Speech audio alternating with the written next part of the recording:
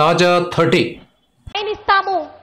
గగర్ పడుతుంది తెలుగు తల్లి మేను నిన్ను కన్నందుకు, గర్వపడుతుంది తెలుగు జాతి నువ్వు ఉన్నందుకు.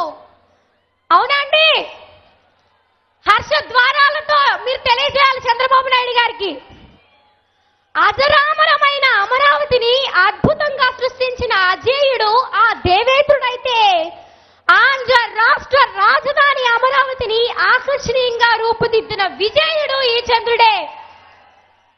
మరి అటువంటి మన చంద్రబాబు నాయుడు గారు రాష్ట్ర విభజన జరిగిన తర్వాత 16,000 కోట్ల లో బడ్జెట్ లో మన రాష్ట్ర బాధ్యతలు స్వీకరించిన విషయం మనందరికీ తెలిసిన విషయమే.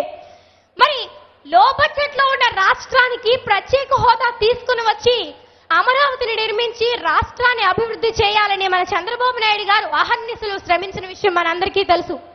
మరి కేంద్ర ప్రభుత్వ నాయకులు ఒక రాష్ట్రానికి ప్రత్యేక హోదా ఇస్తే మిగిలిన రాష్ట్రాలకు కూడా ఇవ్వాల్సి వస్తుంది అనేటటువంటి ఒక ఆలోచనతో వారు వెనకంజ వేశారు. మరి ప్రత్యేక హోదా రాని పక్షంలో ప్రత్యేక ప్యాకేజ్ అయినా సరే తీసుకుని వచ్చి ఆంధ్ర రాష్ట్రాన్ని అభివృద్ధి చేయాలని మన చంద్రబాబు నాయుడు గారు ప్రయత్నిస్తూ ఉంటే, ప్రత్యేక హోదా తీసుకురాని ప్రభుత్వం చేతకాని ప్రభుత్వం అని వైసీపీ జగన్మోహన్ రెడ్డి గారు విమర్శలు చేస్తూ ఉన్నారు. మరి 10 సంవత్సరాల నాయకత్వంలో ఉండి కూడా జగన్మోహన్ రెడ్డి గారు కానీ రాజశేఖర రెడ్డి గారు కానీ సొంత గడ్డ అయినటువంటి పట్టిసీమ ప్రాజెక్ట్ ని ఎందుకు చేయలేదని నేను సభాముఖంగా ప్రశ్నిస్తున్నాను. ప్రతిపక్ష నాయకుడుగా ఉన్నప్పటి నుండి కూడా మన చంద్రబాబు నాయుడు గారు పట్టిసీమ ప్రాజెక్టు కోసం పోరాడుకుంటూ వచ్చి తమ ప్రభుత్వంలో తమ పరిపాలనలో పట్టిసీమకు నీళ్లు ఇచ్చిగా ఇవ్వగలిగారు.